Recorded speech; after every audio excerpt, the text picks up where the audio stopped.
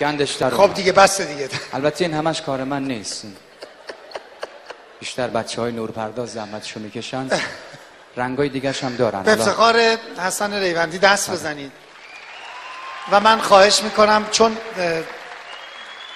همسر سومش رو تازه از دست داده، خدا رحمت کنه رفتگان شما رو.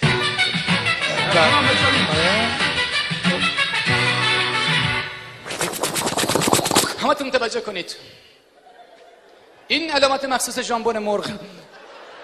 احترام بذار، به من احترام بذار جواد.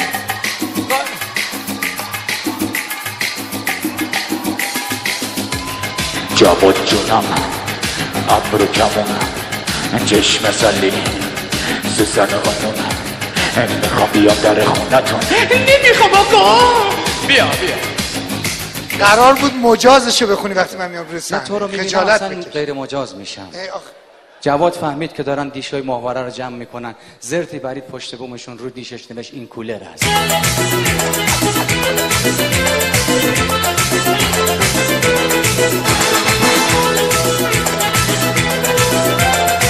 من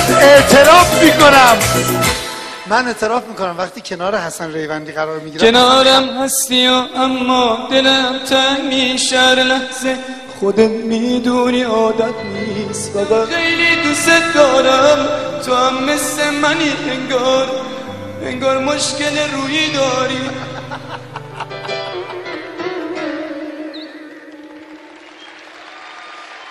بس دیگه گول نخور، اینا دست میزنن به تو. کنارم هستی و انگار همین نزدیکی هاست داری و مگه سیبیلاتو وا کردی که موجش اومده اینجا. سازمان ملل اخیراً جوراب‌های سید جواد رو در لیست سلاح‌های کشتار جمعی قرار داده که اصلا جرثومیه در نوع ابناء بشریت. دیگه یواش عزیزان، خواهش. بیا ماشاءالله چه انرژی دارید شما.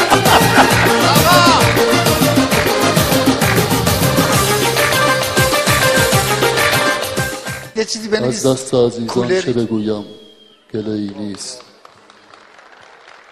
گر هم گله‌ای هست دگر حوصله‌ای نیست. سرگرم به تو پنجول زدن در همه عمرم، هرچند جز این دست مرا مشغله‌ای نیست. بی تو مهتاب شبی باز از آن کوچه گذشتم، فکر نکن یاد تو بودم، کار نداشتم ول میگشتم.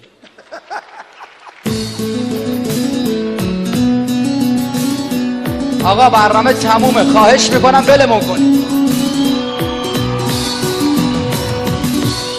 چشم من بیا منو یاری بکن، خونه ها خشکی.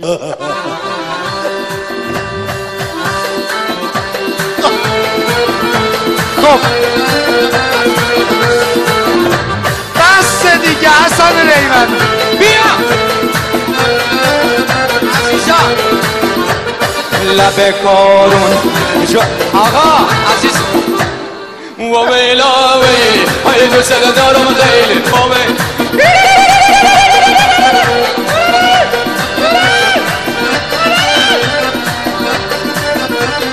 خب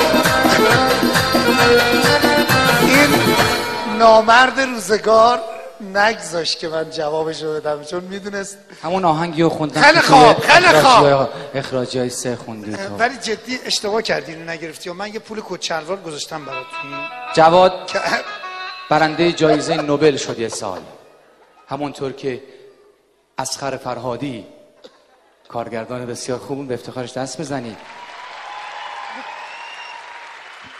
جایزه اسکول رو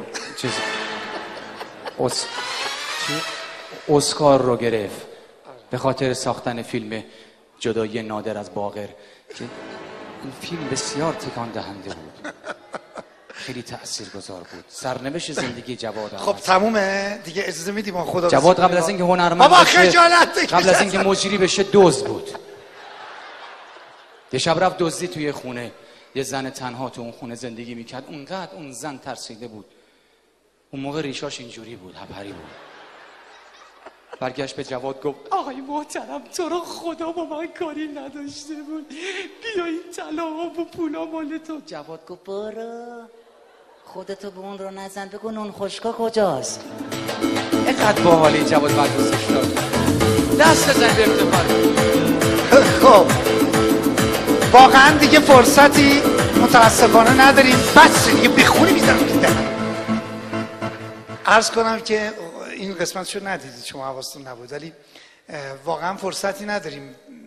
من خیلی خودم آماده کردم که حالشو جا بیارم ولی نشدی، خودش میدونه. ادامه بدم؟ نه باور کنید غذاتون داره زنجیر منو پشت کو. چیکار کردی بعدش؟ پشت کو میرن اون کارا رو میکنن؟ خجالت بکش. مگه خونتون دستشویی نداره؟ به افتخار حسن ریوانی دیدم توی رودخونه. خیلی متشکرم. جواد تو همین رودخونه پشم داشت با کت شلوار شنا میکرد. گفتم این چه کاریه؟ چرا با کت شلوار شنا میکنی؟ گفت نه من دارم لباسامو میشورم. گفتم مگه تو خونه ماشین لباسشویی ندارید؟ گفت نه اون تو سرم گیج میره. ببین کیه چیکار میکنه؟ بی‌نظیر.